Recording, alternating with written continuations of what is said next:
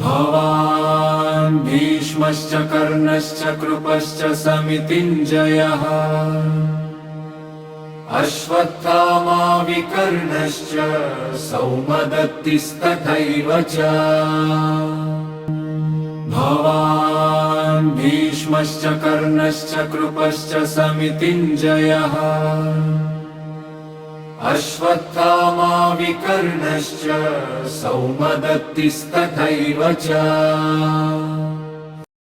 శ్లోకాలోని పదాలకు అర్థం: భవాన్ అనగా మీరు, భీష్మహచ్చ అనగా భీష్ముడు కూడా, కర్ణహచ్చ అనగా కర్ణుడు కూడా, కృపహచ్చ అనగా కృపాచార్యుడు కూడా, సమితింజయ అనగా యుద్ధంలో ఎప్పుడూ గెలిచేవాడు, అశ్వత్థామ అనగా అశ్వత్థామ, వికర్ణహచ్చ అనగా వికర్ణుడు కూడా, సౌమదత్తి అనగా భూరిశ్రవుడు, సోమదత్తుని కుమారుడు, తథా ఏవచ అనగా అలాగే కూడా.